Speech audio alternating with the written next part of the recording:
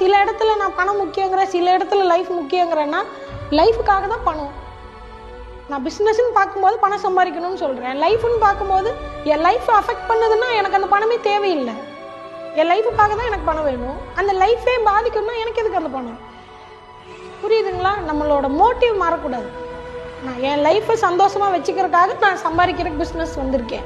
அந்த பிஸ்னஸில் வர பணம் இப்படி வந்தால் என் லைஃப் அஃபெக்ட் ஆகுன்னா எனக்கு அது தேவையில்லைல்ல. நம்ம போன ஃபோக்கஸ் மாறக்கூடாதுல்ல. லைஃப் தானே மெயின். இந்த வாழ்க்கை பணத்துக்காக இல்லைல்ல, நம்ம வாழ்க்கை வாழ்கிறதுக்காக. அது வாழ்கிறதுக்கு அத்தியாவசிய பணம். நம்ம வாழ்க்கையை தொலைச்சிடக்கூடாது. எப்பவும் உங்களுக்கு அது மைண்டில் இருக்கணும். இந்த பணம் இதுக்காக, என் லைஃபுக்காக, என் லைஃப்பில் நான் இப்படி இருப்பேன். உங்களுக்குன்னு ஒரு எத்திக்ஸ் வச்சுக்கோங்க. நான் இப்படி தான் என் வாழ்க்கையை வாழ்வேன், நான் இப்படி தான் இருப்பேன். அந்த மாதிரி நீங்கள் வாழும்போது அதுதான் கெத்து. நீங்கள் என்ன நினைக்கிறீங்களோ அதை நோக்கி உங்கள் வாழ்க்கை உருவாகும். நீங்கள் என்ன பாதையில் போகிறீங்களோ அதுக்கு முன்னாடி உங்கள் பாதை விரிவடையும். புரியுதுங்களா? அந்த இடத்துல பாதையே இல்லாட்டியும் இன்னொருத்தங்க போன பாதையில் போகிறோம்னா அந்த இடத்துல பாதை எப்படி உருவாயிருக்காங்க? யாரோ ஒருத்தவங்க போயிருக்காங்க. அந்த ஒரு ஆள் நீங்களாக கூட இருக்கலாம். உங்களுக்கான பாதையை நீங்களே கிரியேட் பண்ணுங்க, உங்கள் எண்ணத்துக்கு தகுந்த மாதிரி. ஏன்னா ஒவ்வொருத்தர் வாழ்க்கையும் தனி.